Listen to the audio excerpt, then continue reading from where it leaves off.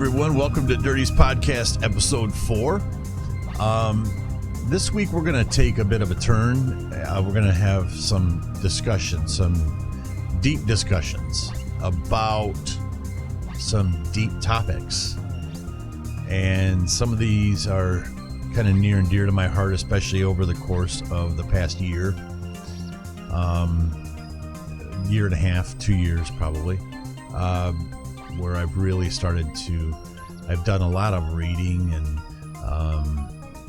it's funny because I read a lot, and I never used to read. I hated reading, but it's amazing how many doorways that can open for you.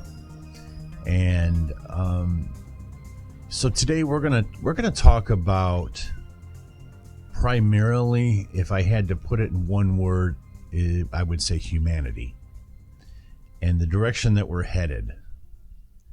And I also want to make mention, I know that we're reaching more people than just in the United States. And I know, and I think I've been guilty of this most of my life as well.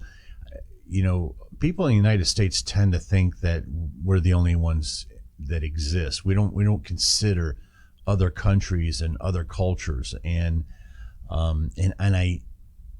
that's just absolutely 100% to our detriment. And what we're going to talk about that. We're going to talk about the butterfly effect. And we have some examples of what the butterfly effect is and how it works. We're going to talk about sports a little bit at the end. We're going to do our picks. We are going to unveil our very first episode of Would You Rather. And we had some really good ones this week. And so I'm going to take the top 5 this week, and I'm going to narrow it down to 3 next week. And what I'm going to do is the top 3 that get voted on, those, whatever winner is out of those 3 that are picked, to that person, I'm going to do a request for a reaction. No limit on what genre of music or anything like that. So whoever wins that week, and that'll be starting next week, whoever wins that week, you will be able to hit me up for a request for the reaction channel. So let me get some things together here, and I'm going to come right back here, and we're going to start delving into some very deep topics. Okay, so I was going to start this one off by explaining the butterfly effect. And I think it would be better if I just go ahead and post a video. I stole this video, so I'm going to put the link to the original one in the description. But I think it just explains it just as well as I could, and probably a lot faster. Now, I am going to edit it down just because we don't need to understand everything that was in the video. It was a longer video than I want to share with you. So I don't want this to be about showing videos from other channels and things like that. But I think it's just the best way to explain this. So watch this video, and we'll talk about that and some other things when I come back. The butterfly effect, a name and concept formulated by American meteorologist and mathematician Edward Norton Lorenz in the 1960s, is the theory that one small change in the starting condition of an event, such as the flutter of an innocent butterfly soaring through the sky, can have a dramatic effect on the outcome of an event, like cause a tornado on the other side of the world, or less drastic, cause a plane to experience turbulence. Edward first popularized the butterfly effect after running weather forecasts through a computer using precise variables, and realizing that just a minute alteration of any given calculation, such as wind speed, temperature, or humidity, caused a dramatic influence of the following 2 months' worth of simulated weather predictions. But this is by no means just the case with the weather, but every single event, thought, and outcome ever to have happened. This video will have an impact on the outcome of your life in ways you probably never thought until you learn about the butterfly effect. So how can we relate and physically see this? Well, like I said, every single event in reality is the result of a past action. But there are some examples that will reminisce with all of us, because the action started out so small, yet had such a devastating or positive outcome on all of our lives. Let's take a look at a few of those examples. That was the wrong turn and the stalling of a car that was carrying the Archduke of Austria, Franz Ferdinand. You see, on the morning of June the 28th, 1914, Franz's car was attacked with a grenade, which failed to hit its target, but instead injured passengers of the car behind. Later that day, Franz wanted to visit those wounded by the blast, and whilst en route, the driver of his car made a wrong turn down a street. Standing outside a cafe on this very street was 19-year-old Serbian Gavrilo Princip, one of the men involved in the attack on Franz that morning. He spotted the car had stalled whilst trying to turn around in the road, ran over and shot Franz and his wife dead. If not for the wrong turn made by Franz's car, he would not have been shot. If he had not been shot, Austria-Hungary would not have declared war on the home country of the man who shot him, which caused Germany to declare war on Russia, followed by France and Belgium, causing the UK to declare war on Germany, starting World War I. Had Franz not been assassinated, World War I would never have happened that way.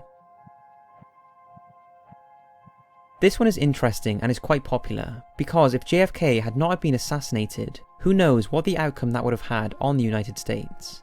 Well, what if it could be traced back to when he was around 20 years old, that if he had chose to do something different on one certain day, he would not have been killed all those years later. You see, in 1940, 23 years before he was assassinated, he had an accident whilst playing sports, which is thought to be the driving force behind his never-ending struggle with back pain. If not for the back pain, he would not have worn a back brace. If he had not been wearing a back brace on the day he was assassinated, he would have slumped or fallen after the first non-fatal shot hit him. But instead, he stayed upright because of his back brace, allowing his body to be positioned perfectly for a second shot. Many experts have all agreed, if not for the back brace that was the result of years of lower back pain fueled from this sporting accident many years previously, JFK would have been able to duck out the way after the first shot, and the second fatal shot wouldn't have been feasible. Take the handful of people who were late for work on the morning of 9/11, or the fact that Seth MacFarlane missed his flight because he was drunk the night before, preventing him being killed that day, which would have been the end of Family Guy, and the millions of hours spent by people watching that show would have been spent doing something else, which would have resulted in a different outcome for those people. Okay, so you have a general idea of what the butterfly effect is. Obviously, a butterfly flapping its wings isn't going to create a hurricane somewhere else. But the premise is the same. It's just the steps that it took to get there. It could create that effect, but there's just a lot more steps in between than it simply just flapping its wings. Like, for instance, let me pull this up here. We have a snowflake here, right? A few snowflakes. And as we all know, there are no two snowflakes that are the same. They're all made differently. And why is that? It's one simple word, and that's variables, right? We've all heard that word in math class and algebra and trigonometry and all that. That's variables are incorporated into just about everything when it comes to human nature. Now, what variables can take place in our lives that create these different effects that genesis from somewhere else? So let's take today. I went to a place called Miami Grill. It's a place down here in Florida. I guess it's partly owned by Pitbull. And as a matter of fact, I tweeted out a picture of the sign they got on the wall there. This is just a sidetrack story. You know me, I'm going to get sidetracked. But it it was a picture of Pitbull up there, and saying that I'm not just an artist, I'm also part owner of Miami Grill or something to that effect. But it was a picture of Pitbull, and when I tweeted out featuring Ludacris. And if you know what that means, it's reference to a show on Netflix called Big Mouth. One of the kids in the show has a Pitbull, and his name is Pitbull featuring Ludacris. Anyway, I just find it funny. So today I was in Miami Grill, and there was a guy that was just getting ready to go over to the pop machine. And it's one of those that have all of the different flavors on it and stuff, a touch screen, whatever. And he was just getting a refill, and he was getting ready to bounce, and I was getting myself and my wife's drink. And I could have easily stepped in front of him. And I said, no, I said, you go ahead. I said, you're just getting a refill, and I got to get 2 of them and lids and everything else. So he's like, oh, okay, cool. Thanks, man. So he gets his refill, and he goes off, and he gets in his car immediately, and he leaves. But let's change the scenario there. Let's say that I did cut him off, and I went over there and I took up a bunch of time when all he wanted to do was get a refill, right? And I took time getting the ice and filling up 2 drink cups and getting my lids and everything else, and staying in his way when he's just trying to get out of there, right? And let's say that just pissed him off. So instead of leaving in a good mood, he seemed like he was in a good mood, but let's say that changed his psyche a little bit, and it probably would have. I would bet that it would have. So then he leaves, and he pulls out in front of a car that's coming in, because this is on a jog road. Okay, jog road is a very busy road. And he pulls out in front of somebody, and that pisses them off. And then that guy is riding his ass the whole way up to the next light, and they're shouting at each other and everything else. And let's say that guy was in a pickup truck, right? And he goes home, and he's all bent out of shape, and he takes it out on his wife. And we're making a lot of assumptions here, but these things do happen every day. He goes home, and he takes it out on his wife, and now the kids are up in their room hiding because they don't want to hear mom and dad fighting. And, the kids go to school the next day. They didn't get the proper amount of rest because they were worried about mom and dad. They don't do as well. You see where this is going. And these are very negative vibes. Okay? And I'm going to come right back, and I'm going to show you a little story about snowflakes. Okay, so I want to introduce you to somebody here. As a matter of fact, I'm going to put my glasses on so I can see this. And I don't know how well you guys are going to be able to see this. So if it doesn't show up real well in this video here, I'm going to go ahead and overlay this picture on here for you guys. Hang on one second here. So basically what we have here is Dr. Masaru Emoto. So we'll call him Dr. Emoto. Basically he did these experiments. Now I will tell you that there, as with any scientific experiment, everything gets debunked by somebody else, right? So I will tell you that this has supposedly been debunked. Dr. Emoto swears up and down that this was absolutely legitimate, he had assistants that were helping him during these experiments that testified that these experiments were 100% on the up and up. And as a matter of fact, one of the people that claimed to have debunked Dr. Emito basically did this his own experiment completely 100% secluded, and had nobody to bona fide his statements. So I digress. Let's talk about Dr. Emito's experiments here.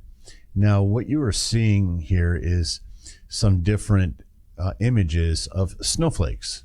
All right. And in the top left corner, you can see Mozart.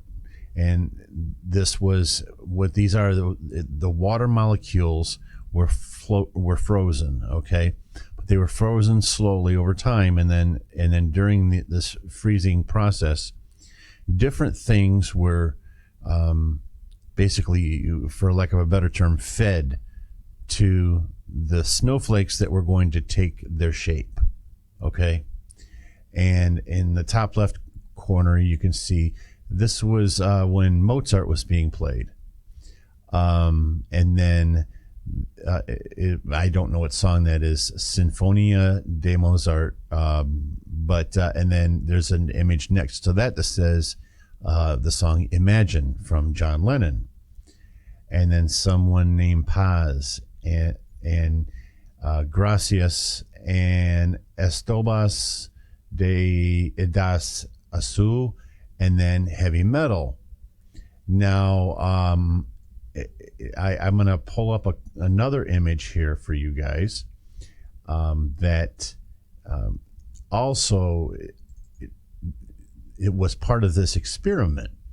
Now, what you're seeing here, and again, I will overlay these if you can't quite see them, because basically what this experiment was constant communication during this freezing process. Okay. And what they were doing was they were saying loving and gratitude words to the very top one on the left, and then the one next to that looks like it's almost in gold. He kept repeating, "You disgust me." The one next down in the middle on the left is he just kept saying eternal repetitively, and then the one next to that is peace, and then the one on the bottom he kept calling evil, and the one to the right of that, it was repeated thank you. Now, whether you want to believe this or not, that's entirely up to you. I'm just giving you this because I don't think it's a leap when you have a kid, for example, and you are constantly telling this kid, you are no good, you'll never amount to anything, you're a piece of shit. Okay? You don't put any time into this kid. All you do is feed him McDonald's and send him up to his room to play his Xbox, get him out of your life. And that's the approach that you take with that child. Well, what do you think is going to happen? Everything that you say to that child is what they are going to become. Anytime you use negative vibes with anybody in life, you're going to get a negative return. It's how the universe works. Okay? And by the same token, you can have a positive effect. You can spend a lot of time with your kids. You can encourage them to do things. You can encourage them to be whatever it is that they want to be. and you're much more likely to have a much better outcome. I think we can all agree on that. Okay. Just like when I say I could have cut in front of that guy, got my pops or sodas, whatever you guys call them. I could have got mine and kept, kind of blocked him out of the way and put him in a bad mood. It wasn't anything vocal. It didn't need to be. It was the intent. And I think Dr. Emoto did a very good job with this experiment, because it shows to me, because I do believe his experiment. I've looked into it a lot. And I was actually introduced to this experiment a couple years ago from a television show that I watched. And I was like, wow, that's pretty wild. So then I started digging into it, and I did a lot of reading on it.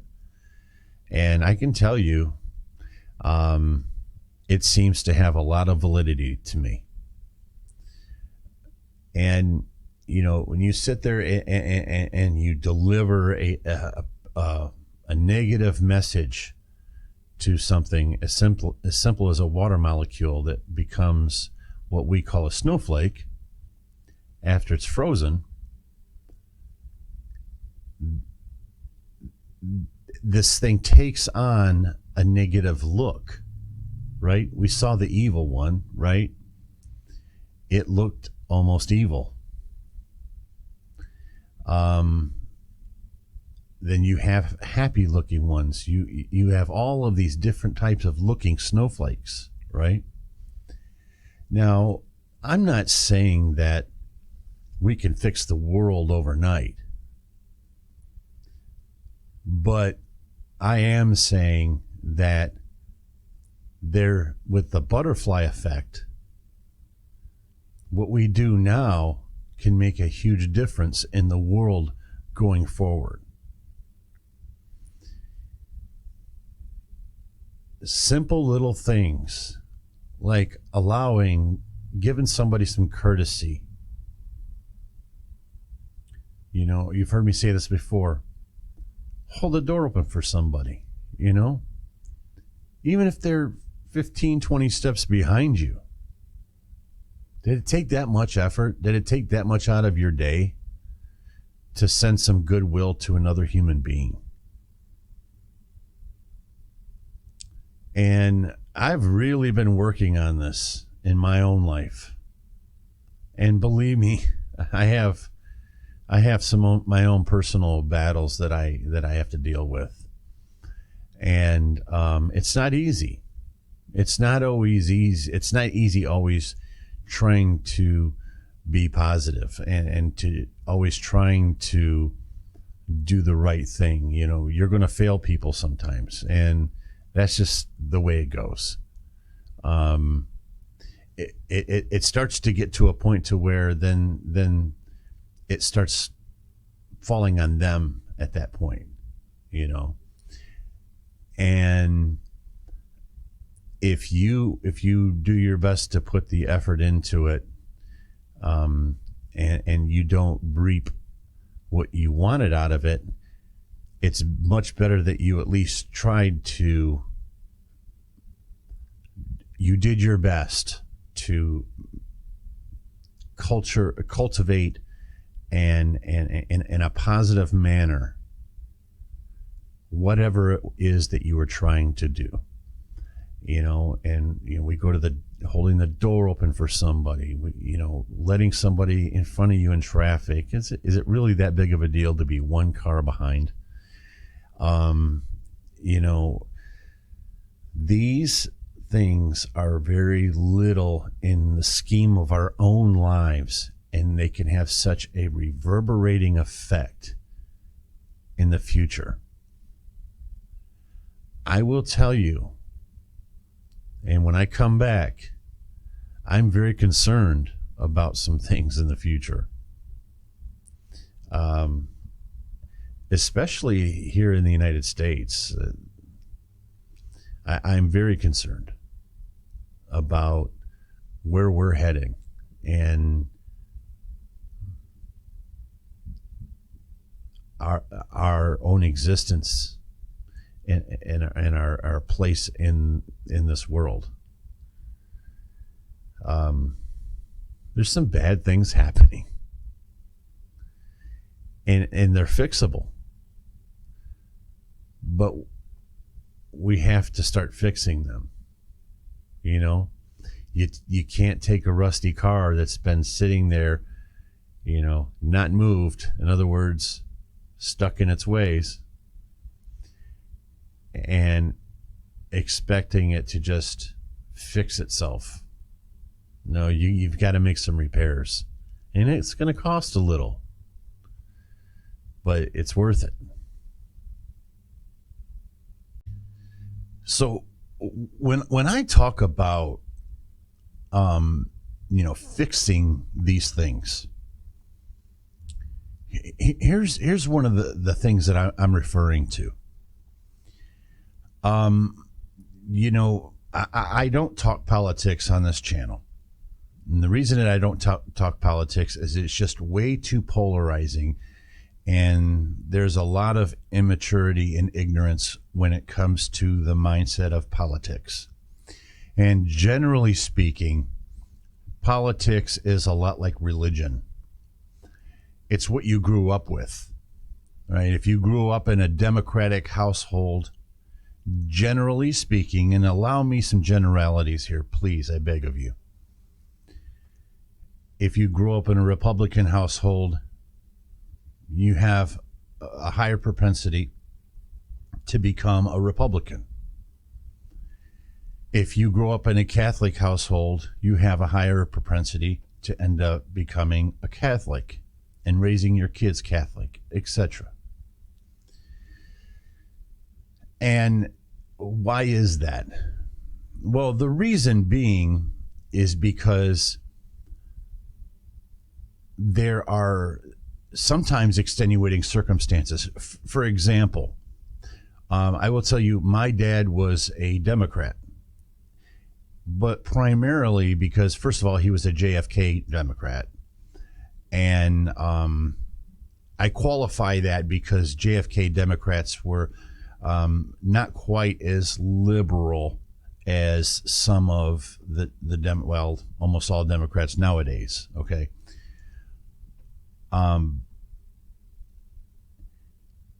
He worked for, I don't want to say where he worked, but he worked for a government agency. Okay.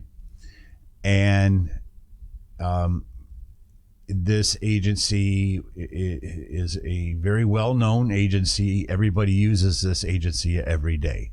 Okay. And it had a union. And basically, unions almost hog tie you into this mindset of you need to vote Democrat, right? And again, allow me some generalities here, all right? Because primarily, for the most part, this is true. And then you have households where people grow up, with white collar parents, and, some of them are presidents or CEOs of companies, or they're in upper management and sometimes even upper middle management. And they are worried about tax breaks and tax cuts, right? So they just vote down the line Republican, because they feel like the Republicans are going to give them these tax cuts and these tax breaks. The unions think that the Democrats are going to allow them to keep moving and being progressive. Okay. Well, here's the problem with politics, and it can be the same problem with religion too, but we're not going to go there. The problem with politics is that it is it's built in to be divisive. If you are a Democrat, you don't want to hear anything that a Republican has to say on politics. Okay? We've seen this time and time again on television, right? If you are a Republican, you don't give two shits about what a liberal has to say. You tune them out, right? We see this on TV every day. Nobody's talking. And when Bill Clinton, Barack Obama, Hillary Clinton, Elizabeth Warren, whoever is talking, they are preaching to the choir. They're not crossing any aisles. Not in this day and age. In the days of JFK, I tell you what, there's a speech out there, and I encourage you to go read it. It's absolutely mind-blowing. If this speech that JFK delivered were delivered today, he would sound right of the Republican platform. He would sound right of that. Not right about it. I mean, he would sound more extreme than some of your Republican platforms in this day and age. He's talking about tax breaks for businesses to create jobs, and this, I'm telling you, there's just an absolute litany down the line of things that he said in a speech that just blew my mind. There are no JFK Democrats anymore. Okay? There are no Reagan Democrats anymore. Those days are over. And we're getting further and further and further. This is the butterfly effect. Something started, and you can blame who and whatever it is that you want to blame, whatever you choose to blame. But the fact of the matter is, something did take place, and it was probably something small. And now look where we're at now. We are without JFK Democrats. We are without Reagan Democrats.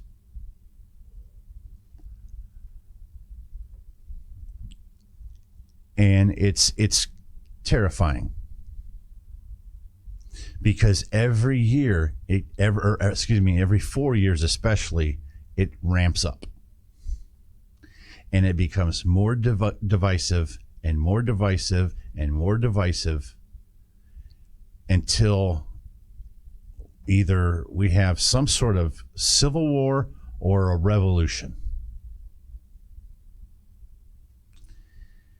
And it's scary.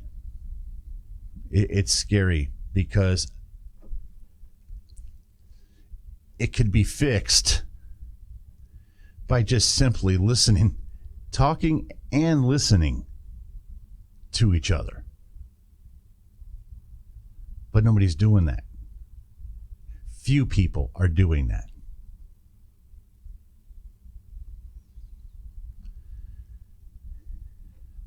I hope that this is reaching somebody.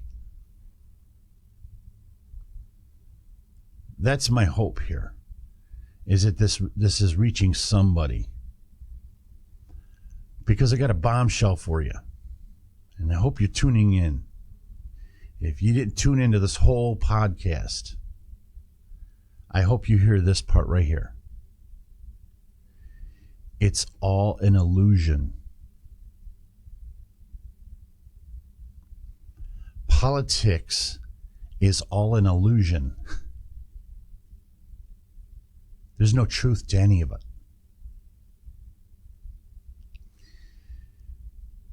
Democrats are always scaring poor people to death. That the Republicans are going to come in and they're going to take away welfare and they're going to take away Social Security. They can't do that. What it would take beyond an act of Congress to do something that catastrophic. Okay? Not to mention,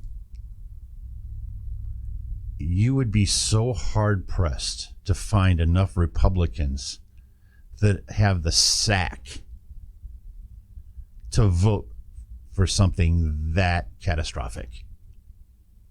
Okay? Republicans, they terrify the wealthy people, those upper and middle management people, those that the middle class and upper middle class and on up. They terrify them, telling them, if you vote for this Democrat, that's the end of our economy. Well, I got news for you. Economy wasn't too bad during Barack Obama. Economy wasn't too bad during Bill Clinton.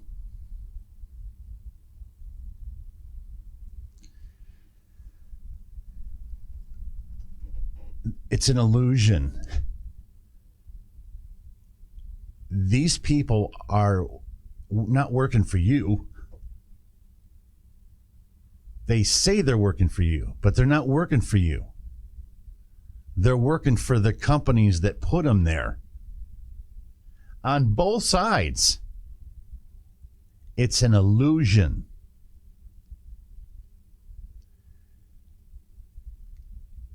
I'm not going to use any names. I'm not going to use any company names. Let's do it this way. There's probably a couple oil companies out there that would just love to see a Republican in office, right?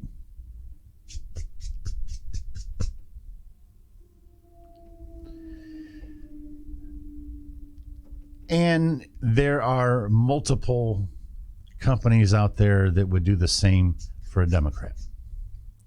Let's not get too deep in the weeds on all of that. Excuse me.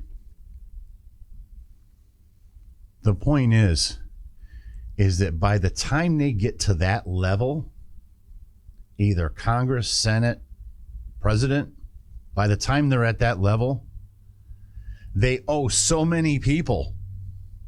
They owe so many lobbyists, contributors. They owe them so much by the time they get there. They're not thinking about you. It's an illusion.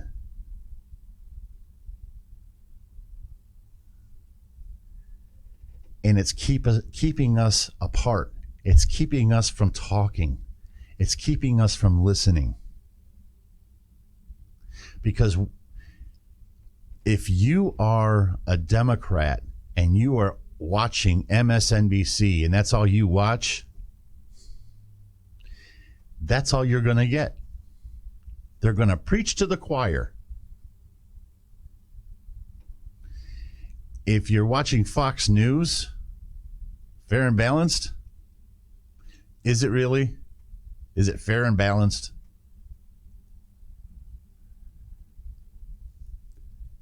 They're preaching to the choir.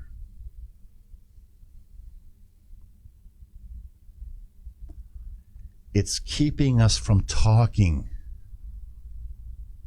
because we have extremism everywhere. We have MSNBC and we have Fox News, and you're only getting half the story. Well, you're not even getting half the story, but that's a different.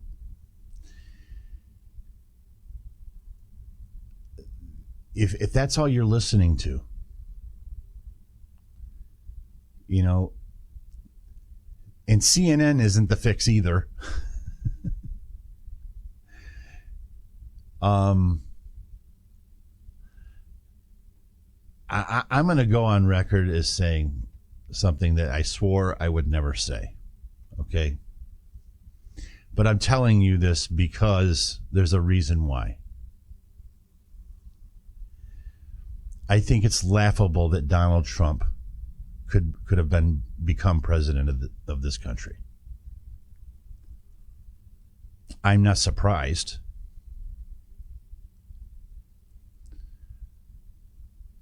But the reason that I'm sharing that with you is because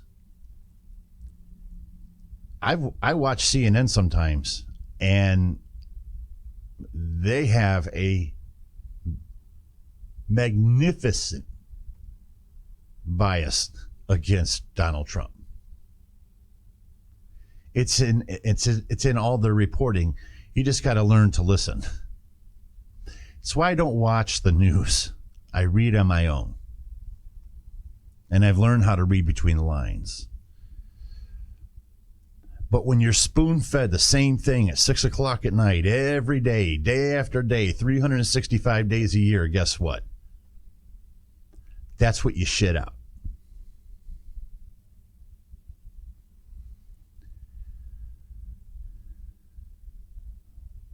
When you see these rallies, right now, there's the Democrats are kind of duking it out right now amongst themselves. And you show up to one of these rallies, they're trying to bring that fervor up. They're trying to get the pitch intense and heated and everything else once they get that final candidate, whoever that's going to be. And make no mistake, if they're on those podiums, they all have skeletons in their closet, just so you know. It's a fact. And that final person is going to come out of there, and the fervor is going to be ridiculous. And why is that?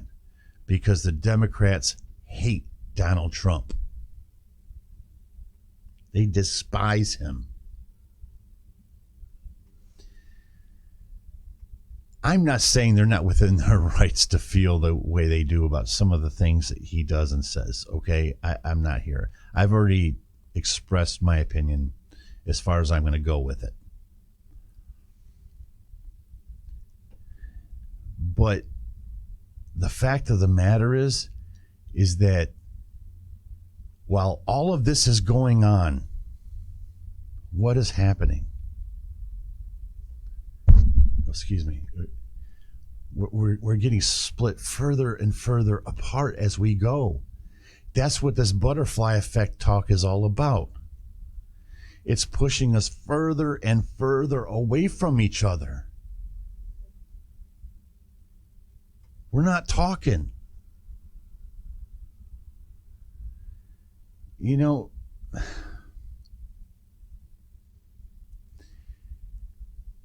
It's so easily fixed. Stop listening to them. Stop attending these rallies where they're just telling you everything you ever wanted to hear. I mean, come on, we're all smarter than this. Let's see it for what it really is.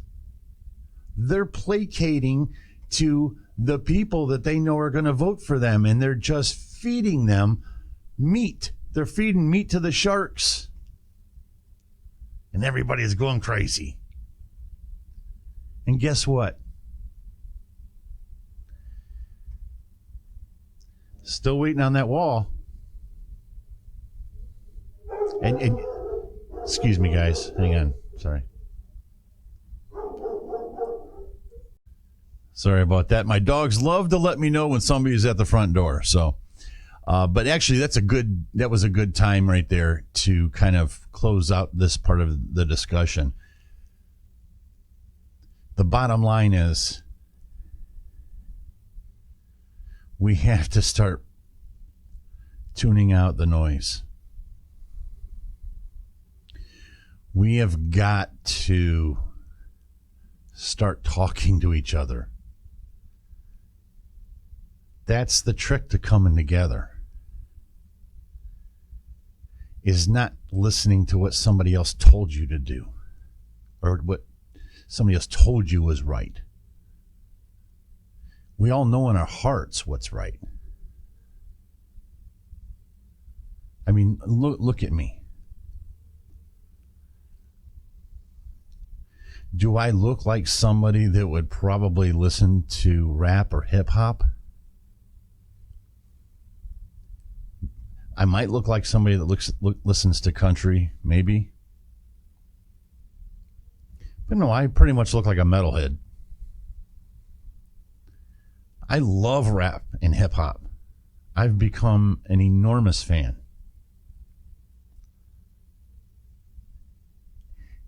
You want to talk about a butterfly effect?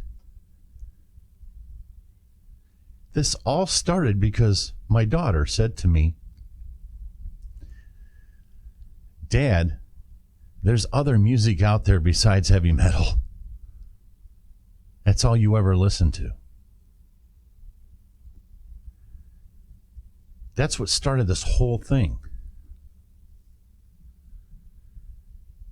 It was her idea to open the lens to you guys. I didn't know about these reaction channels and all that stuff. And if you look back, right from the beginning, I said to you guys that this isn't your normal reaction. I repeated it repeatedly. This isn't like a normal reaction channel. This is something a little bit different. And I've always kept it that way because I'm not doing it for the views, and I'm not doing it for anything other than growing as a human being, number one, trying to relate to other cultures, trying to be more understanding, more humane. Listen, I'm imperfect. I've made plenty of mistakes in my life. I've been a very bad person at times. Very bad person at times. I've done some very bad things. I've not been a perfect father. You know, that pains me. That pains me that there are moments that I wish I could take back, and I can't. I can't go back and fix history. It is what it is. I haven't always been a perfect husband. I've made a lot of mistakes there. But the bottom line is that I'm here now. And I'm trying to learn. And I just feel as though if there were more people trying to learn, especially people at my age. Listen, things are running a million miles an hour. There's a big difference between 1967, when I was born, and 2019. It's unrecognizable. Let me tell you a story here real quick. Let me tell you a story about my dad. My dad was a smoker. And I don't know if you guys, in whatever part of the country you were from, I don't know how far out these went, this company, but there's a place called Kmart. It's pretty much a dying company now. Sears bought them out, and they're just slowly dying off. But when I was a kid, that was the department store that people like me went to. We weren't well off by any stretch. We were very poor, actually. And I remember my dad smoking cigarettes inside of Kmart. And I remember he would just throw his butts on the floor and step on them. And they had people that walked around with those push brooms, you know, the dust mop things, and they would just pick up all the cigarettes. It was just a normal thing. And I remember saying to my dad, and this is much later on, many years later, I remember saying to him, I said, Dad, you know, they're coming after cigarettes. And I forget what prompted this discussion, but I remember saying they're coming after cigarettes. And he said, "Oh no, they can't do that. That's against the Constitution, and I have rights too, and this and that, And we're not going to get into that whole debate, but the bottom line is that my dad has been dead for 12 years now. If you would have told my dad, or let me rephrase that. When I told my dad they're coming after cigarettes, if I would have said to him, you're not going to be able to smoke in public at all, he would have said, you are out of your mind. Okay? Now, I'm not going to debate the good that came out of that and all that stuff. That's not the point of this, okay? The point is that it's unrecognizable. The country that we lived in 1967, when I was born, to the country that we live in now, is unrecognizable. And has some good come out of that? Absolutely. Absolutely. And one of the good things that came out of that is something like a story like me. Somebody that, at my age, when some of the people that, back home find out that I'm listening to rap and hip hop, I can tell you some of them aren't fans of it. As a matter of fact, I have very few friends that watch this channel. I have zero family or friends that subscribe to my Patreon channel.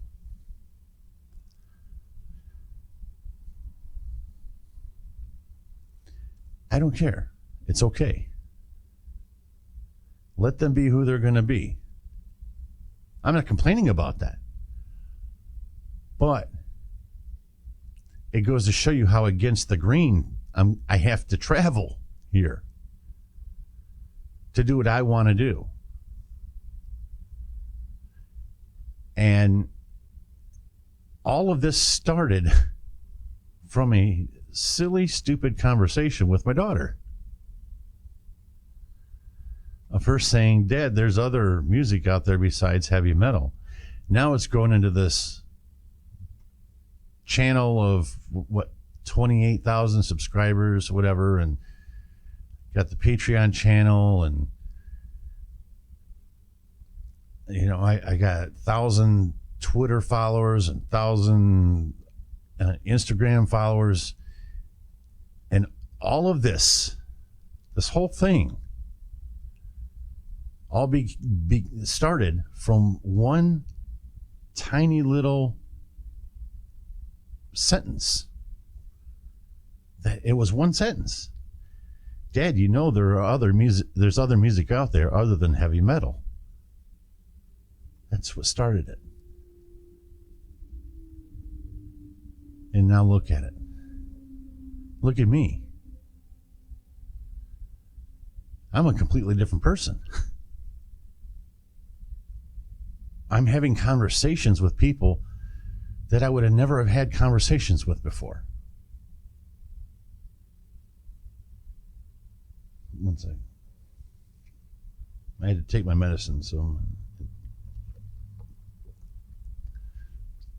I take a lot of medications. I got some issues and stuff, and it really dries my mouth out, so I apologize.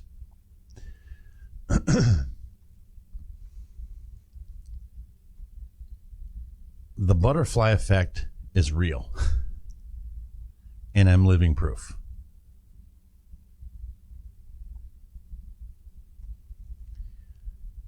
Making a subtle little change in the way you think about things can have a reverberating effect on a lot of people. I've said this to you many times now. I get the messages every day. I get messages every single day. Dozens I don't get to them all. I don't have that kind of time. But I get them. And 96, 97% of them are so positive, which makes it really easy to tune out the 3-4%.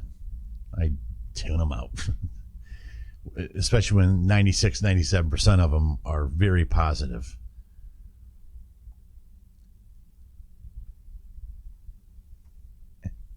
From a little sentence, it blossomed. I'm living proof that the butterfly effect is real.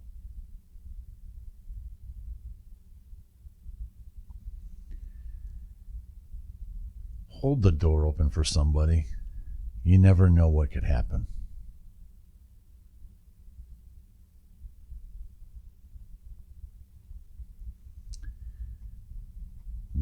Say hi to somebody that you may not normally ever say hi to. You know, maybe if you're old school white, you make a concerted effort to extend your hand to somebody that you might not normally extend your hand to. You know what I mean. And vice versa.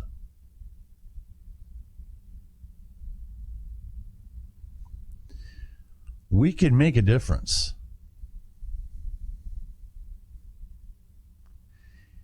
This is beyond grassroots here. We're a microcosm of grassroots right here. But maybe it only takes 10 people watching this right now, 20 people maybe even, that may see that what I'm saying has some validity and that they actually maybe change their ways a little bit. And the effect that that has 50 years from now, I'll be long gone, but my grandkids won't.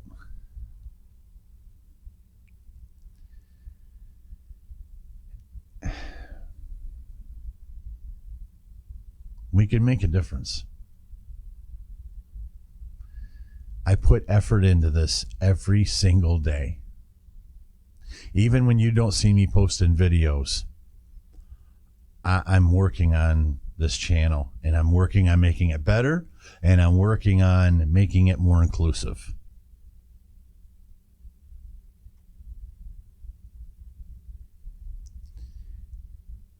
If you did the same, if you just took a little time every day to become a little bit more inclusive of other cultures and other people's ways, the difference that we could make from that is something that a corporation cannot buy. We'll be right back. We're going to talk a little sports because there is a lot happening this week. Right back. Okay, so there's a lot to talk about here. First of all, October 11th, I wanted to let you guys know, this is kind of important here, programming update. October 11th, my buddy Mike is coming down. He's coming down to visit, and we are going to the Street Outlaws drag racing. And it's going to be in Jupiter, Florida. So him and I are going to be there. And the reason that I'm telling you that is because I think I'm going to do a live feed there for my phone. So that will be on YouTube. So pay attention for that one. I'm going to remind you guys a couple of times in a couple of different videos and different genres of videos so that everybody knows about it. Patreon Thursday is all Avenged Sevenfold songs from the LBC concert.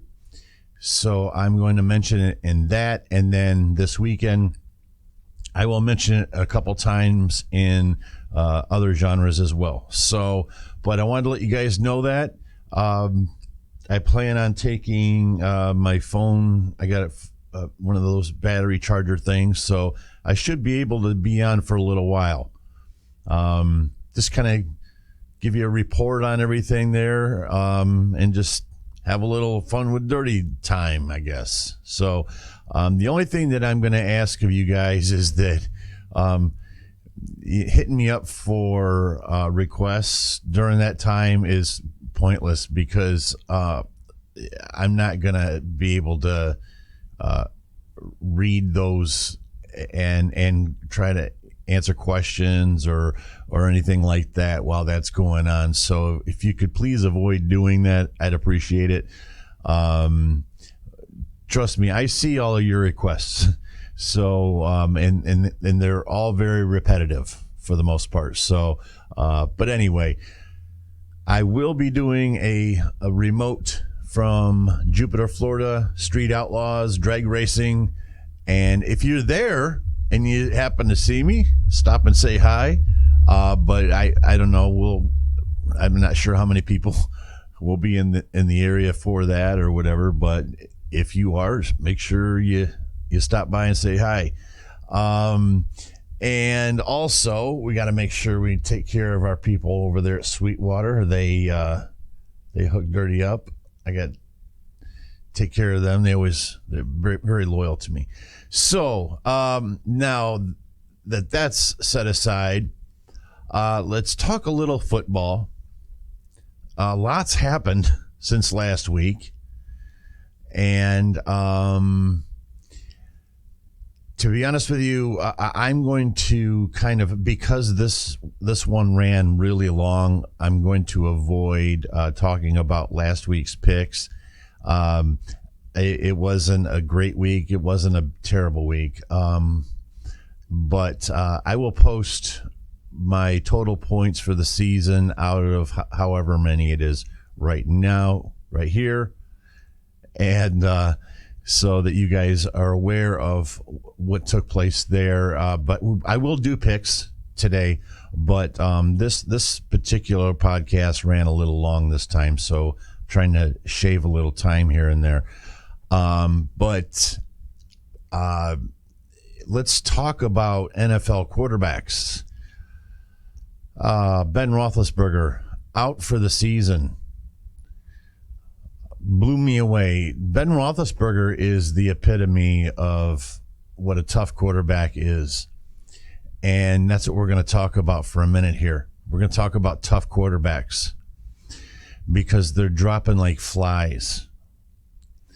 And I think it has a lot to do, and I haven't heard anybody talk about this, but I think it has a lot to do with the way defenses are playing quarterbacks now, because we're kind of ushering in a new quarterback.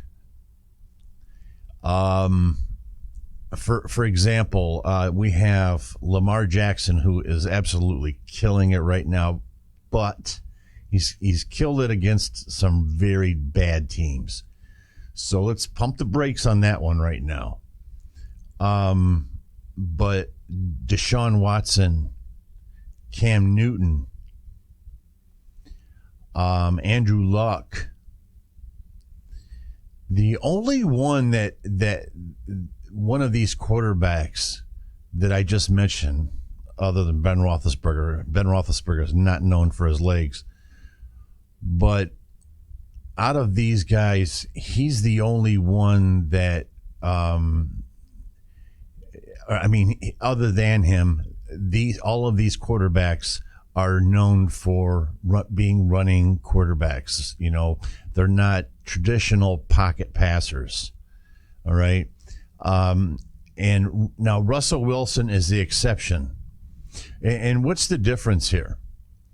Russell Wilson knows to run out of bounds. Russell Wilson knows when to dive, when to slide. Deshaun Watson, I'm begging you. I love you. But please stop taking these hits. He's the most sacked quarterback in the league. And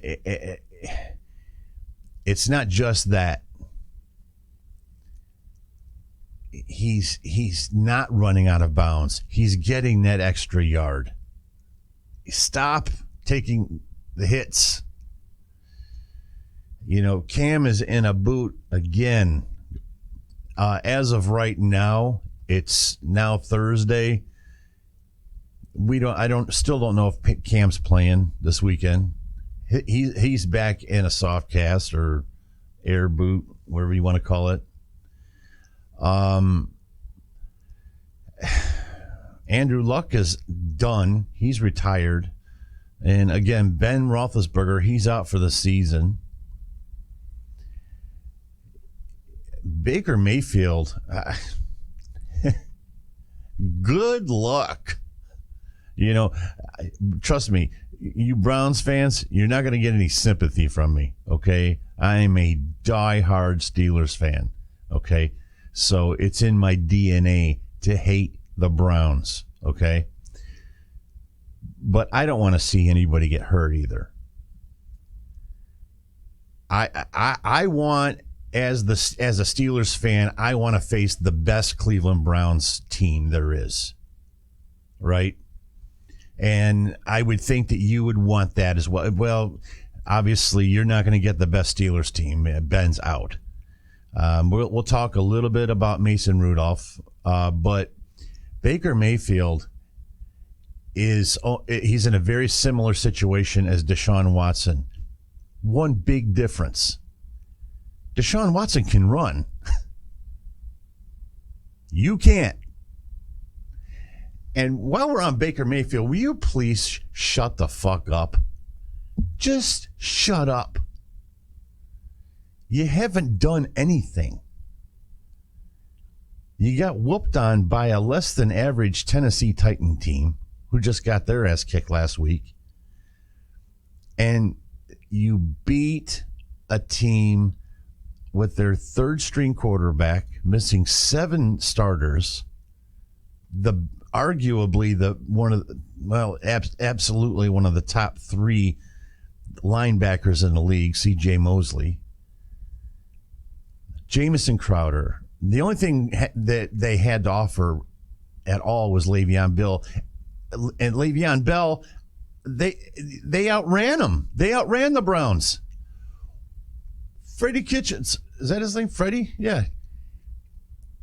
Why is Baker Mayfield throwing the ball with 2 minutes left in the game? And he took a serious hard pounding on that last sack he took. That ain't too bright, man. I don't know what the fuck is going on. I'm telling you, I think the Browns are just a cursed team. And I say that in jest. Because truth be told, I think Baker Mayfield could have had a really good future in the NFL. I wish he would shut up until he's done something. You know, Mr. Dangerous. You don't look so dangerous, okay? You look terrified back there. But if he had a line, we're having a different conversation. If he had a better defense to keep people off the field, we'd be having a different conversation. Myles Garrett is the only thing you got going for you, and I think he's leading the league in penalties. Pump the brakes, Browns. Browns fans, pump the brakes. Okay, Mason Rudolph, Steelers backup quarterback. They had to end up signing because just 2 weeks ago they traded Joshua Dobbs, and he's down in Jacksonville now. And they had to do that I think they got a 5th round draft pick for him or something like that. But they did that thinking Ben and Mason were going to be fine. And then, of course, of all of the oddball injuries, it sounds like Ben's going to have Tommy John surgery, which is a baseball pitcher's surgery. It's the UCL ligament, I think it's called, and it's what baseball pitchers get. Football quarterbacks don't have that, but so it was a really strange thing. If I thought that Ben would ever get knocked out for the season, it would be from taking a hit because he takes too many hits. But over the past 2 or 3 seasons, especially, that offensive line is a monster.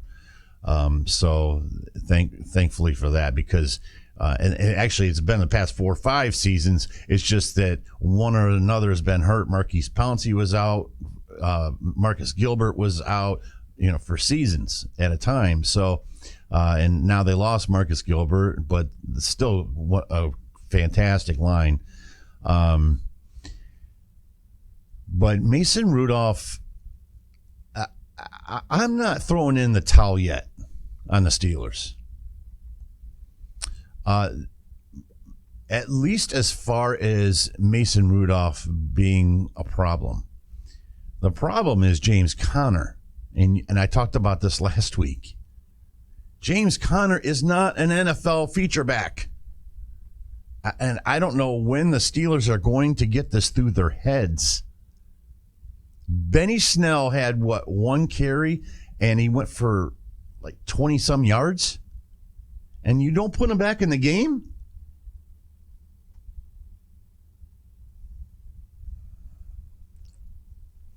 James Conner is not a featured back in the NFL. He is not an NFL starting running back. 3rd down back at best. And that's even arguable because there were plenty of opportunities in that Seattle game. He could have got a 3rd down, 3rd and 1, 3rd and 2, 3rd and 3, and he couldn't do it. He's just, and then now his knee is hurt again. I mean, he's a great story, and I love the guy, but anyway, let's move on. So, we have all of these quarterbacks going down. And I have several things to say about Colin Kaepernick.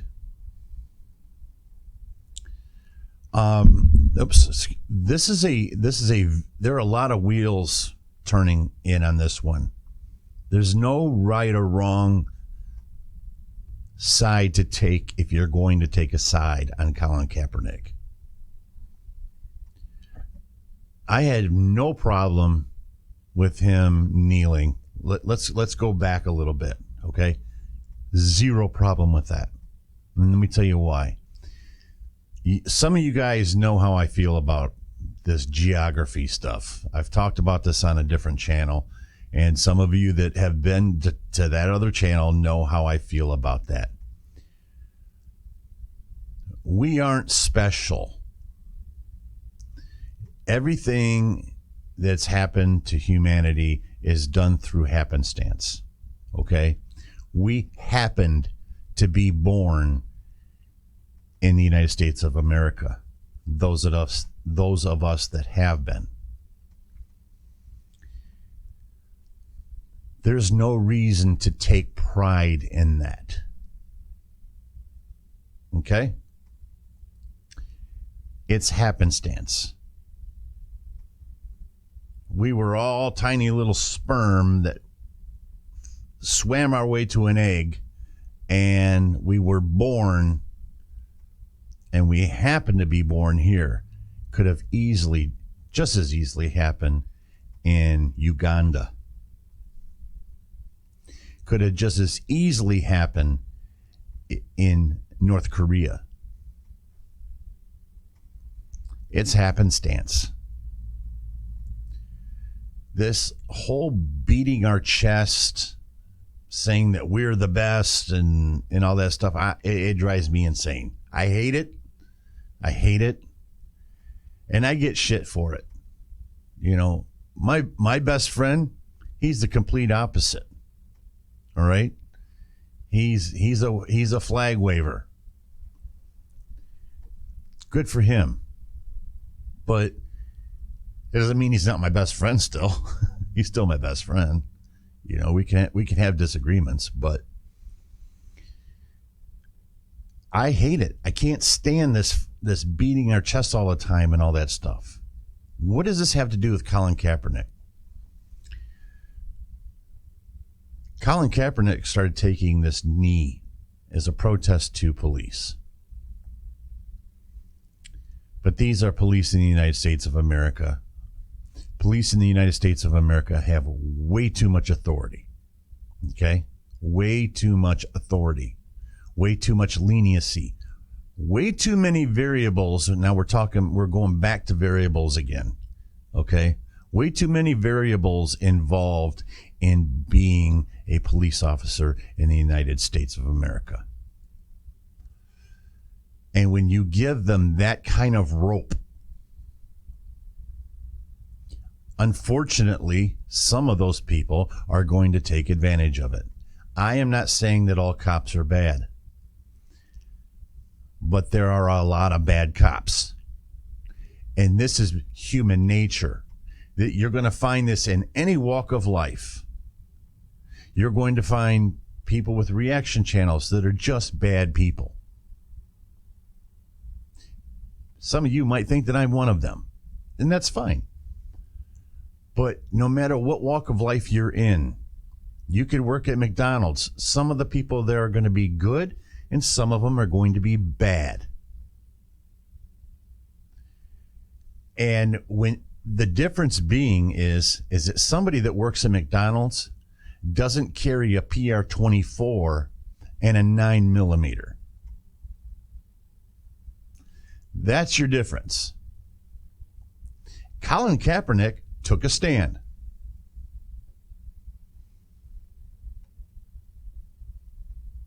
When I go to a sporting event, and I used to have season tickets to the Toledo Walleye hockey.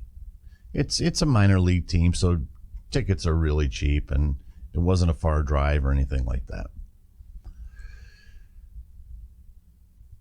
I always stood for the national anthem out of respect. And the reason being is because I respect all of the people that are in the military, okay? I have a tremendous amount of respect for them. They are not an issue for me. The issue is the people that are calling the shots above them. We're wielding our power, and we shouldn't be. And we're wielding our power where we shouldn't be, including here in the United States. And that's what Colin Kaepernick was kneeling about. Now, there's a lot of balls in the air on this, a lot of wheels in motion, a lot of things, dynamics. So we've stated that part of it. All right. Now let's talk about Colin Kaepernick's decisions after he was released. First of all, I don't know who his agent is, but it's not he's not a well-known agent. Okay. Now he claims that Colin Kaepernick hasn't received any phone calls. And I heard Stephen A. Smith say today that if Drew Rosenhaus were Colin Kaepernick's agent, he would have at least got a phone call. And I have to agree with that. Colin has been working out as far as we know. But he hasn't received any phone calls. Now, let's not get things twisted. as much as I agree with what Colin Kaepernick did in his protest, let's not dawn him Tom Brady. Let's not anoint him as Cam Newton of 2015. Okay, let's slow that kind of stuff down. I never thought much of him as a quarterback to begin with. I know I'm not the only one. Think about this. The New England Patriots, the Oakland Raiders, couldn't wait to get their hands on Antonio Brown.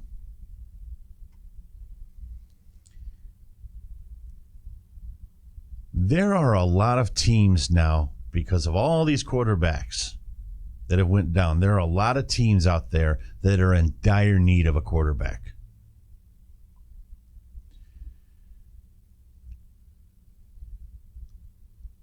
Don't think for a second that this isn't due in part to his abilities.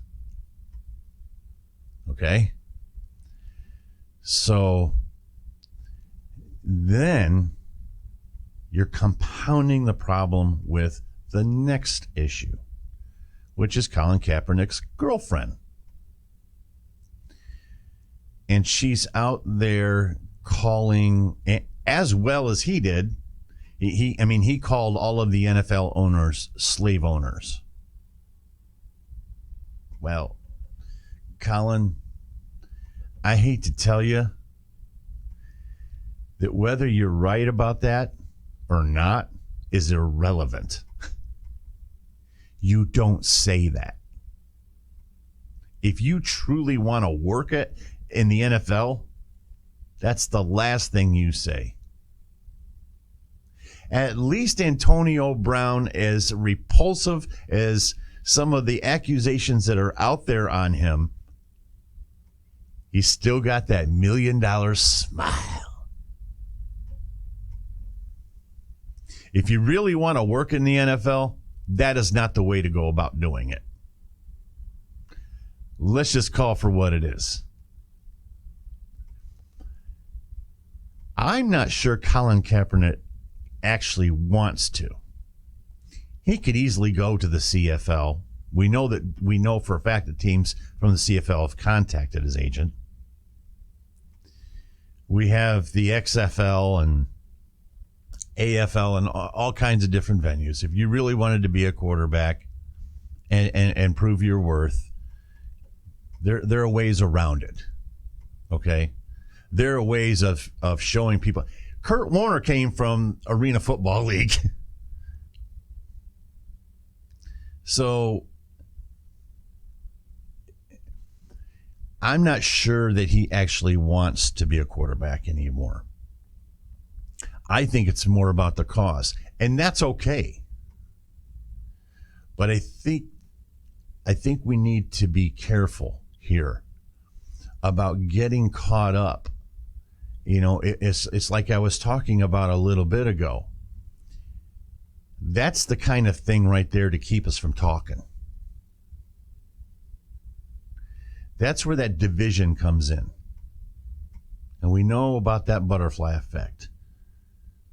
Once that division starts, it just keeps splitting apart further and further. Let's not do that. Let's not go about things that way. We know that there is racism, okay?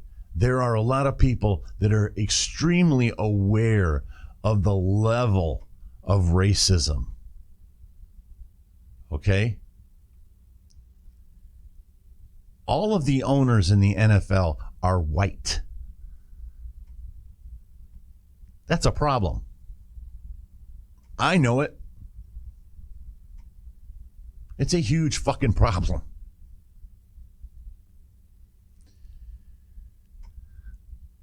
I hope that at some point Jay-Z gets a team. And I can't help but wonder if that's not his angle with what's going on with him, between him and Roger Goodell right now. And I think that maybe Roger Goodell is kind of feeling him out a little bit right now to see how he's going to be, if he's going to fall in line. All right. But let's not go there yet. But you don't have to look very far to find racism. There's racism everywhere. Okay?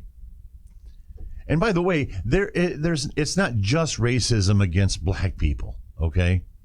Let's talk, there's racism against brown people too, and maybe not quite to the extent as with black people, but there's racism with brown people too.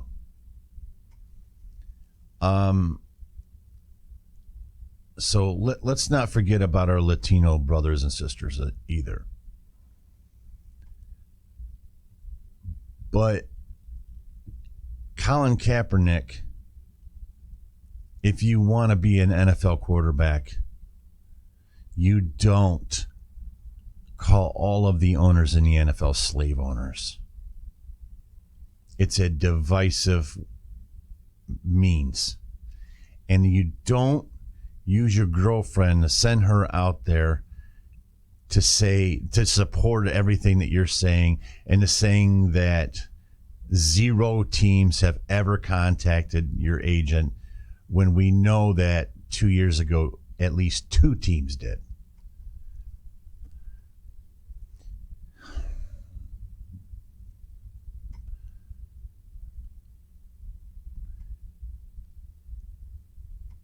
We have got to stop this nonsense, man. Call it for what it is. If you want to be the martyr, then be the martyr. Fall on the sword. Do it all the way, though. Don't do this half in, half out thing. You want to be the martyr? I'll be your first supporter. I promise you. And I will talk about it on this fucking podcast. But you can't have it both ways. You can't, on one hand, say that they're slave owners and then want to be a slave. You can't do it. If you want to call them slave owners and you want to say that there's severe racism within the NFL, I'm on board with you, because there is. Look how long it took us to come around to black quarterbacks.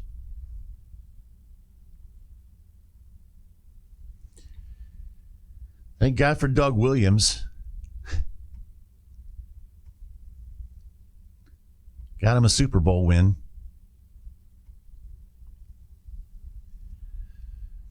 Camera shut off on me there. Sorry about that. But you had Mike Vick come in there. Now, obviously, Mike Vick had his own issues aside from football, but he started changing the narrative of the black quarterback in the NFL, because that guy had a fucking cannon for an arm. And he could run like Deion Sanders. It changed everything that it began the change of everything that we thought about black NFL quarterbacks. For the longest time, you had to be a Tom Brady. You had to be Troy Aikman. You had to be a Johnny Unitas. You had to sit in that pocket and just take that punishment after you got rid of the ball. You had to be Ben Roethlisberger. It's changing. We're in a new realm, and a lot of that has to do with college football, certain programs, certain conferences. For instance, the SEC, ACC. I mean, some of these conferences they're just having running athletic quarterbacks that have cannon arms. And, Deshaun Watson, I mean, I keep bringing him up, but he's the perfect example of what I'm talking about. So, we're changing the narrative here on black quarterbacks. These things aren't going to happen overnight, and that's the unfortunate part is we can't snap our fingers and say it's fixed, okay? But saying divisive things, you want to say them to draw attention to it, that's one thing. But to say it and then expect to get hired by the same people, you're out of your fucking mind. It's not going to happen that way. We have got to come together.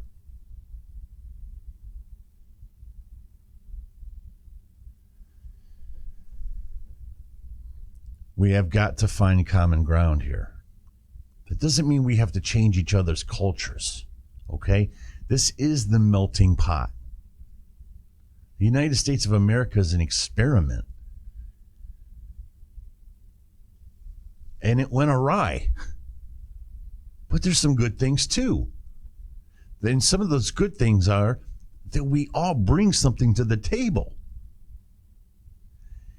And instead of allowing that to divide us, we should embrace it. I love Mexican food. I love Mexican food. I love German food. I love St. Louis style ribs.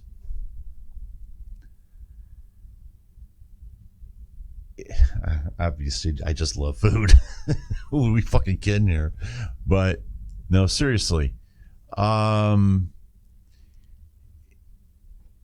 We if we could learn to celebrate our diversity instead of allowing it to divide us, that's when the real healing and the coming together begins. I don't know, man. That's just how I feel about the whole thing. So I wanted to talk about Colin Kaepernick, and with all of these, honestly, I wish somebody would give him a shot, but at the same time, I'm not sure that he actually wants the shot. And I just wish that if that were the case, that he would just come out and say, no, I'm going in a different direction. All right. So we went so long in this episode, and I'm really sorry, you guys. And this is going to take me, I'm sorry to myself, this is going to take me forever to edit. So we're going to do the college and NFL picks. Then we're going to come back and we're going to wrap it up with the question of the week, would you rather? But right now, let's get to college football picks. Okay, so this week, my picks are as follows. Let me mention, there are two games that I'm avoiding like the plague. And that is Notre Dame getting 12 points at Georgia. My heart tells, and my heart and my gut both tell me that Georgia's going to win this game. Okay, the question is are they going to win it by 12? And there's a part of me that says yes, and it could be potentially way worse than that because, first of all, Georgia has a hell of a running game. Jalen Hurts is a monster. Sorry about that. My hands move a lot and I hit buttons sometimes. But anyway, so Notre Dame at Georgia. Notre Dame's getting 12. I don't know what to make of this. It could be that it could be a 6-point game. Georgia's going to win the game, but it could be a 6-point game. But it could be a 26-point game. And the part that I can't seem to figure out, and I don't know if it's because of my heart, and I, sometimes when your favorite team is your favorite team, whoever that is, you're sometimes hypercritical of them as well, and maybe I'm being a little hypercritical here, and I'm not saying hypocritical, I'm saying hypercritical. I'm concerned about Notre Dame's ability to stop the run. Louisville killed them in the first half with the run. Now, they made some adjustments and came back and slayed them, but I'm very concerned because Georgia has a hell of a running game, a whole system set up for running with a beast of a quarterback. But on the other hand, especially last week, Ian Book was looking like a beast himself, quarterback for Notre Dame. And so I can't help but wonder if this isn't going to end up in some sort of shootout. The run game for Georgia versus the passing game, I mean, they were throwing deep ball after deep ball last week. I mean, it was phenomenal. I was very impressed with Ian Book last week. And I've been kind of critical of him. So this isn't my heart talking here. I've been I shouldn't say very critical, very skeptical of Ian Book. But last week, oh my goodness, man. He was dropping dimes. So I don't know. And then the other game that I'm avoiding like the plague, Michigan at Wisconsin. Let me tell you what, I text my oldest son and I asked him what he thought. And because I wanted to pick this game, I wanted to have a sack and pick this game. But he said, he told me that Michigan's not going to beat him. Wisconsin's getting 3 points. But there's something that tells me that something might click this week for Michigan. And I don't know what it is, but there's just something in me that says, careful here. But then they're at Wisconsin. So, oh, man, so I'm avoiding those, all right? Just want to let you know that right up front. Okay, my first pick is Auburn getting 2.5 at Texas A&M. I am taking Texas A&M and Texas A&M minus 2.5 points. Then my second pick is Florida over Tennessee. Florida is giving up 14 points. And then my lock pick, I wanted to make the Florida game my lock pick, but I was back and forth on this one. So my lock pick this week is going to be Oregon giving up 7.5 over Stanford in Stanford. So those are my college picks. Now NFL picks. There's somebody out there, and he knows who he is. He's going to be probably laughing and upset at me at the same time about this, but it is what it is, buddy. Excuse me. He's a patron. Anyway, Detroit getting 6.5 at Philly, taking Detroit. Detroit impressed me last week. They finally got over the hump. I did not take them last week, and I lost a point for that. Because as I said, they just can't seem to get over the hump. Well, they did, but it's more than just that. I think 6.5 points is a lot of points when you're facing a team that is as beat up as Philly is right now.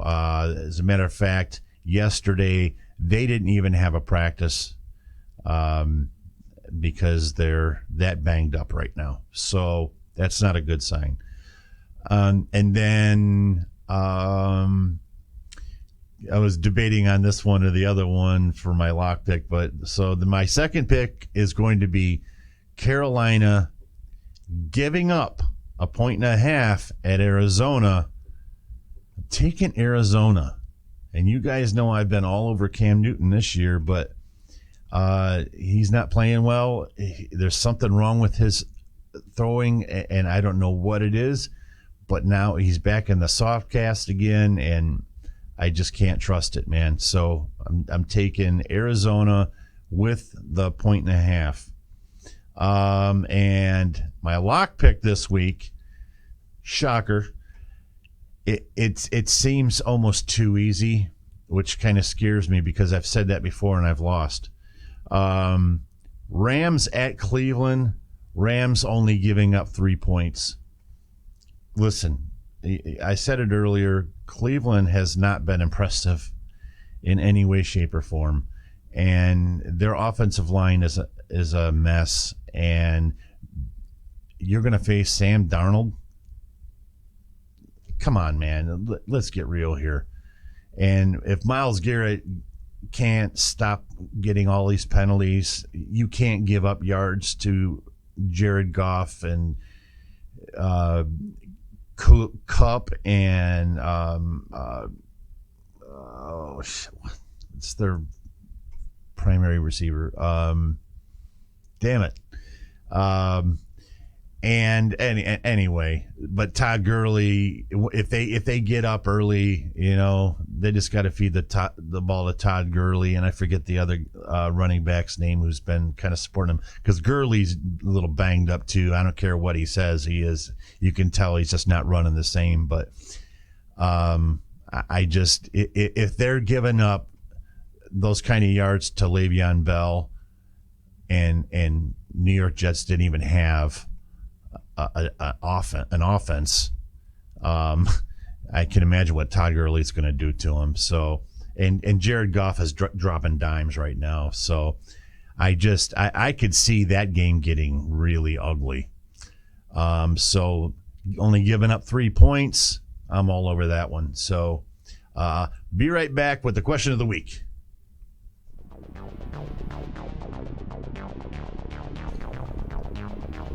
Okay, so this is a new thing that we've added this week, and this is how it's going to work. Now, not this week, but going forward next week, as I stated before. I'm going to pick the top 3 questions, and the 3 questions, out of those 3 questions, I'm going to pick one of them as a winner, and that person I'm going to do a reaction for. Guaranteed reaction for that person. Unless it's something that I've heard before. If it's something that I've heard before, I'll still do it, but it's going to be a review, not a reaction. So let's start it off with Christine. She asks, would you rather never hear again, go deaf, or would you rather lose your sight? This is a stupid question. That wasn't nice. It's not a stupid question, but it's an impossible question because to never be able to see again, to never be able to see my kids again or my grandkids or my wife or the ocean, my guitars. But then I wouldn't be able to hear music if I went deaf.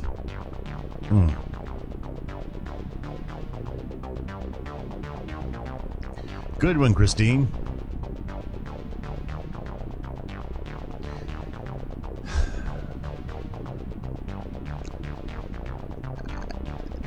I guess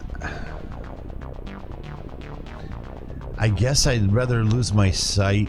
I don't know if I could music's been my life. I don't know if I could stand the idea of never being able to hear music again. Especially now. And, you know, it's taken me a long time, first of all, to get to where I'm at musically with my abilities. And, you know, I play a lot better now than I did even just 10 years ago. A lot better. And I just love playing music. And it means so much to me. And on top of the fact that, you know, I've uncovered a whole new life in music as far as what I'm listening to and things like that. And but man, oh man, I guess I could feel their faces. I guess that now that I'm 52 years old, I could, you know, I know what most things look like now. So I guess that would be helpful. So I don't know. Anyway, that one sucked. Your question didn't really suck. It's just the idea of it sucks. But and that was a rough question. All right, so Michael Frado, would you rather wear? Oh, Michael. Would you rather wear a Cleveland Browns or New England Patriots jersey to do a full week of podcasts? Okay, so Michael, let me tell you a story. In my first marriage, I remember we went to Meijer. It's a department store. I'm not sure if they're everywhere or not. If you know, it's like kind of like a better Walmart type place. And we were buying stuff for my sister and her husband. And my sister's husband, my brother-in-law, he's a huge Browns fan. And we found some Cleveland Browns jerseys on clearance. Go figure.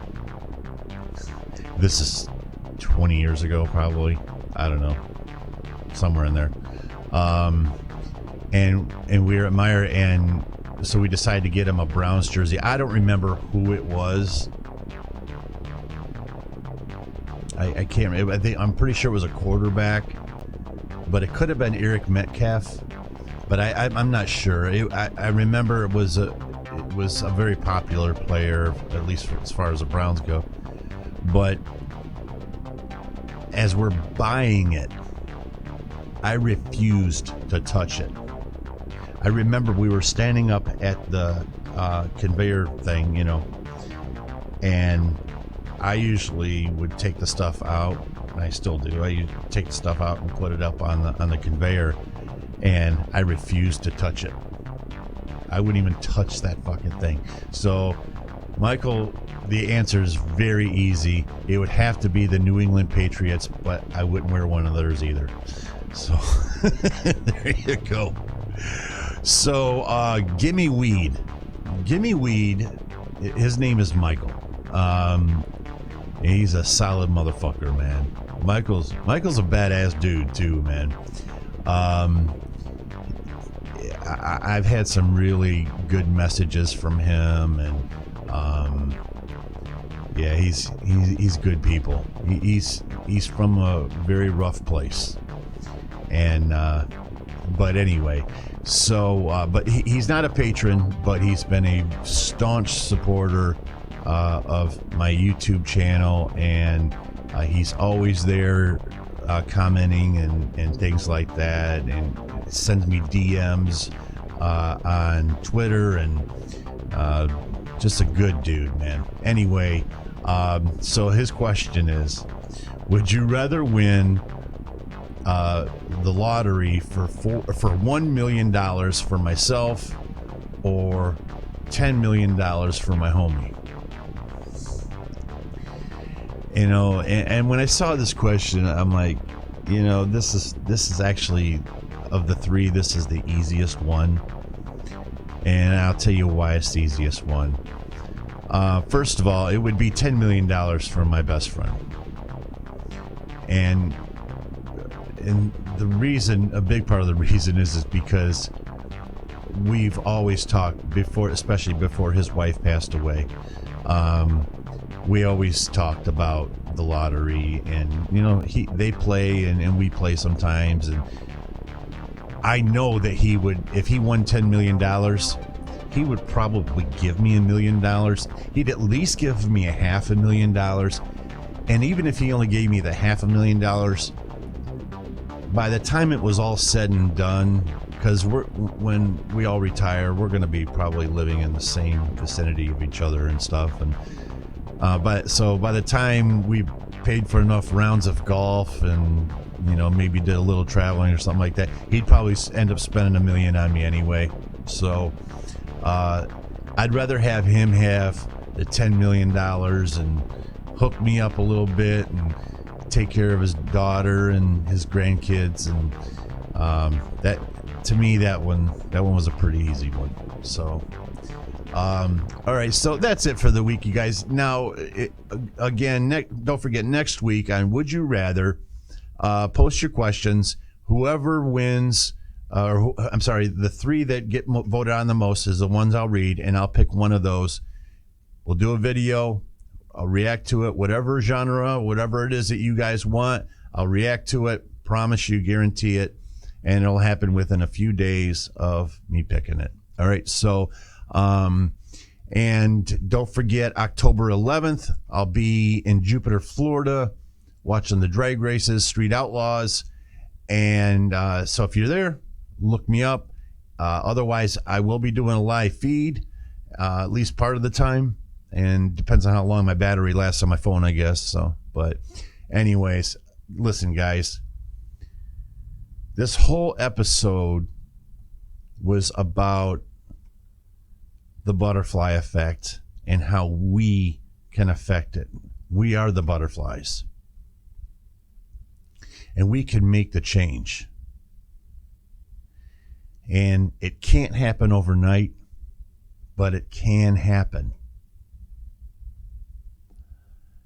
But we have to find common ground, and we have to find ways of not doing this.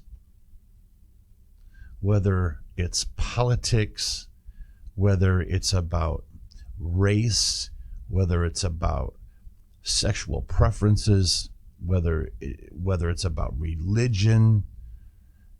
Don't let these things divide us. I've seen good friends getting fights over politics. It's insane. I've seen people not be friends with each other because of politics. Come on, man. We're better than that. We're a much more evolved species than that. Anyway, everybody love everybody. Hit it. Because we only have one rule on this team. What is that rule, Twiggy? ELE. That's right, ELE. What does ELE stand for? Everybody love everybody. Everybody love everybody. Right there up on the wall. That's all I got for you this week, guys. Love you guys. Dirty out.